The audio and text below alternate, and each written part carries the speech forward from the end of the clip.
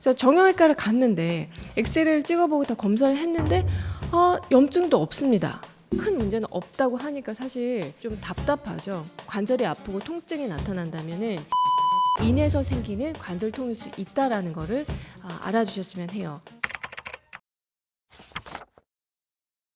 박사님, 다들 폐경 후에 여기저기가 약해진다고 하는데요. 가장 큰 신체 변화는 어떤 게 있을까요? 여성한테 있어서 인생의 가장 큰 전환기가 폐경이 아닐까라고 생각을 하는데요. 월경이 안 나오는 그 시점부터 우리가 폐경이라고 얘기를 하죠. 그래서 보통 이제 50세 전후로 폐경이 되는데 정말 이때 몸이 확 변해요. 저도 지금 이제 그 과정 중에 있는데 정말 남의 일 같지가 않습니다. 이게 폐경이 왔을 때 그런데 사실은 내 몸과 마음에 일어나는 변화들이 다 처음 겪는 일이잖아요. 처음 겪는 일이다 보니까 다 굉장히 좀 당황하고 그리고 좀 우울하고 좀 어떻게 대처해야 될지도 모르고 좀 이런 상황에 놓이게 되거든요. 어떤 경우에는 내가 지금 이게 폐경 때문에 아픈지도 모르는 경우가 많아요. 그리고 만약에 이거에 대해서 내가 적절하게 대처를 하지 못하면은 폐경 이후 내 건강 관리에 있어서 굉장히 마이너스가 되기 때문에 오늘은 폐경이 되면은 나타나는 내 몸의 어떤 신체 변화 가장 중요한 거 3가지만 제가 콕 집어서 알려드리려고 해요.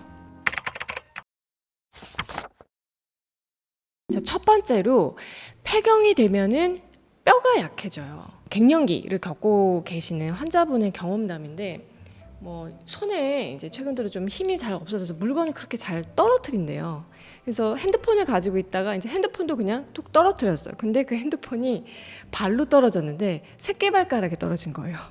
그래서 그냥 툭 떨어졌는데 새끼발가락이 골절이 된 거예요. 근데 진짜 차라리 큰 뼈는 어떤 치료 방법이 그래도 좀 여러 가지가 있는데 발가락처럼 정말 작은 뼈는요 치료도 굉장히 어려워요. 그래서 딱히 치료 방법이 없어요. 그래서 굉장히 여러 개월 이제 깁스하면서 좀 고생했던 그런 이제 분 생각이 나는데요. 그러니까 이분도 정말 폐경되면서 그 신고식을 혹독하게 치른 거죠. 우리 몸에 그 뼈라는 거는 그냥 계속 방치하면은 약해지기 때문에 이 뼈를 파괴하는 파골세포라는 게 있어요. 이게 약해진 뼈를 파괴시키는 그런 세포들이에요.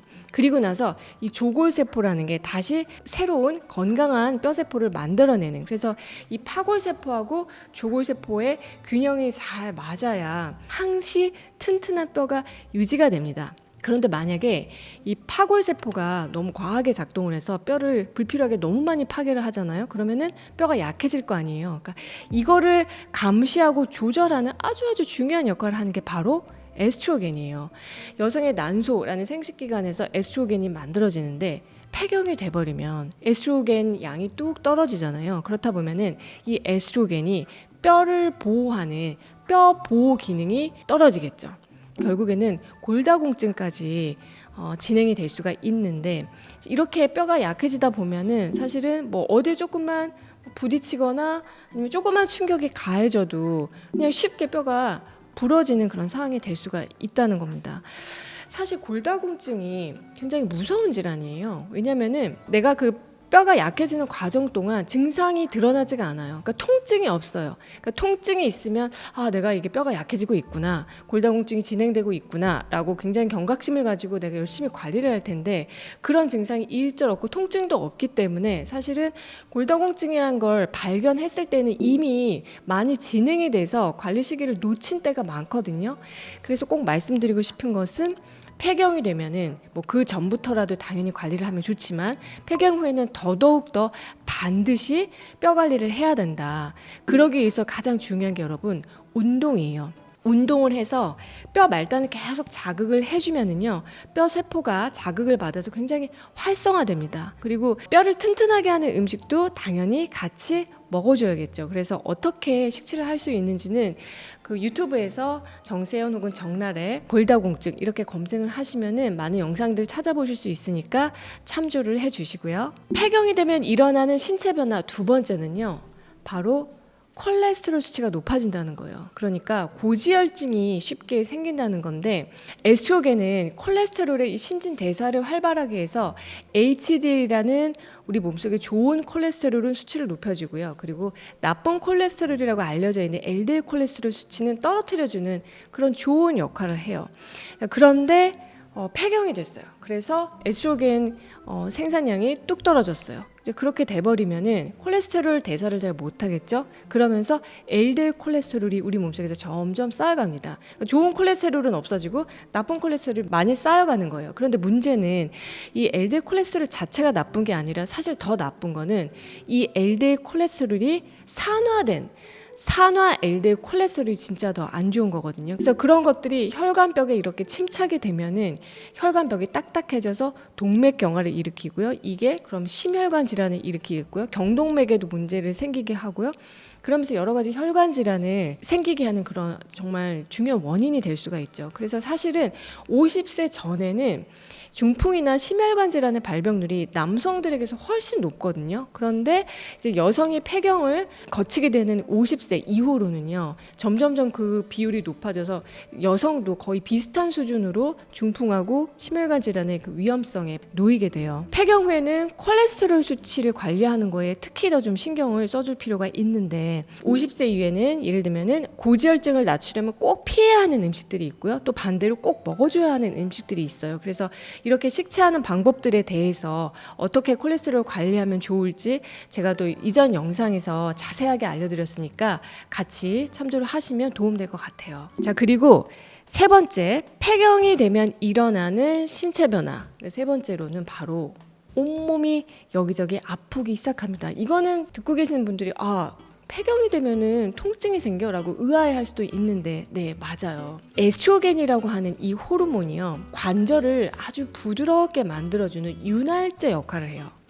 그런데 폐경이 돼서 에스트로겐 양이 급격하게 줄어들면은 관절이 점점 딱딱해지고, 그리고 관절의 가동 범위가 점점 줄어들게 돼요. 그래서 보통 이런 증상이 가장 많이 쓰는 관절에서부터 나타나거든요. 대표적인 관절이 바로 우리 손 관절이에요. 밥 먹을 때도 손을 써야 되죠. 일할 때도 당연히 손을 써야 되죠. 설거지할 때뿐만 아니라, 그래서 가장 자잘하게 많이 쓰는 게 바로 이 손가락 관절인데, 폐경 전에는 그런 걸 전혀 못 느끼다가 폐경이 되고 나서 어느 순간부터 아침에 딱 일어났는데 이 손가락이 다 뭔가 부은 느낌이면서 뻣뻣하고, 이게 또 시간이 지나면 괜찮아지겠지라고 생각을 했는데 통증이 이제 나타나는 거예요. 그래서 정형외과를 갔는데 엑스레이를 찍어보고 다 검사를 했는데 염증도 없습니다.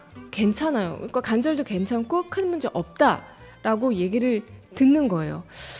나는 굉장히 계속 불편하고 아픈데 병원에서는 큰 문제는 없다고 하니까 사실 좀 답답하죠. 그래서 오늘 영상 통해서 또 이제 말씀을 드리고 싶은 거는, 이렇게 폐경 때 그 시기를 전후로 해서 관절이 아프고 통증이 나타난다면은 이게 무슨 단순한 관절염의 문제가 아니라 폐경으로 인해서 생기는 관절통일 수 있다라는 거를 알아주셨으면 해요. 손가락뿐만 아니라 여러분, 발바닥이 또 아프기 시작해요. 그래서 손가락이라든지 발바닥 막 여기저기 관절들이 다 아프면서 전전긍긍 하다가 또 저희 병원에 오시는 분들 많거든요. 그래서 그런 경우에는 무작정 약에만 의지하고 또 엉뚱한 검사하고 이러기보다는 이게 내가 에스트로겐이 부족해서 생기는 관절통이 아닌지 한 번쯤은 체크해 볼 필요가 있고요. 일상생활에서 내가 이런 경우에 관절을 좀 부드럽게 해서 통증을 완화시키는 아주 좋은 방법이 있어요.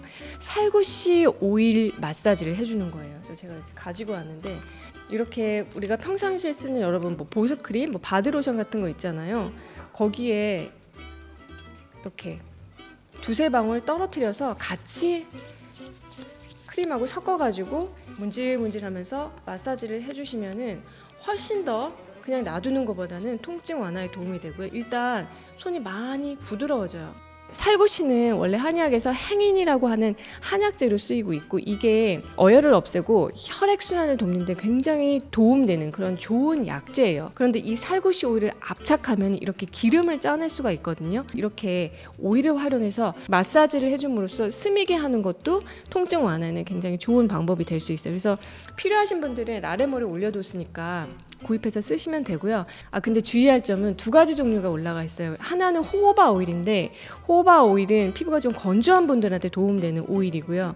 오늘 말씀드린 살구씨 오일이 혈액순환에 도움이 되는 오일이기 때문에 오늘 이런 증상 때문에 만약에 오일 마사지에 관심이 있다라고 하시면은 그걸 잘 보고 선택해서 구입하셔야 된다는 거. 그리고 한 가지 더 꼭 기억하셨으면 하는 게 여러분, 몸을 따뜻하게 해주시는 게 굉장히 중요합니다. 그래서 옛 어르신들 말이 틀린 게 하나도 없어요. 찬 데 앉으면 안 돼요. 차가운 곳에 앉으면요, 그 순간에 그 냉기가 골반 전체로 퍼지면서 혈관이 확 오그라들고 수축을 해요. 그렇게 되면은 혈액순환도 굉장히 느려지고 차단이 됩니다. 그리고 몸을 온기를 좀 돌게 하는 게 중요하기 때문에 특히 이제 추운 계절에, 찬바람 부는 계절에는 따뜻한 물을 수시로 마셔서 몸을 덮이는 게 굉장히 관절통을 예방하는데 좋은 방법이 돼요. 오늘은 폐경이 시작되면은 내 몸에 대표적으로 나타나는 증상 3가지로요. 뼈가 약해지는 골다공증, 그리고 콜레스테롤 높아지는 고지혈증, 그리고 온몸에 나타나는 여러 가지 관절통 증상에 대해서 말씀을 드렸어요. 근데 사실 이 외에도요, 다양한 증상들이 사람에 따라서 나타날 수 있는데 사실 이거는 나이가 들면서 우리가 누구한테나 나타나는 변화일 수 있기 때문에 너무 걱정은 하지 마시고요. 내가 관절이 뻣뻣하고 아픈 그런 통증 때문에 힘들다라고 하면은 살구씨 오일로 마사지 하는 것도 너무나 도움되는 습관 중에 하나입니다. 정세현의 라이프 연구소 패밀리 여러분들, 나를 돌보는 루틴 하나씩 꼭 실천하시면서요. 여러분 오늘도 식사하세요.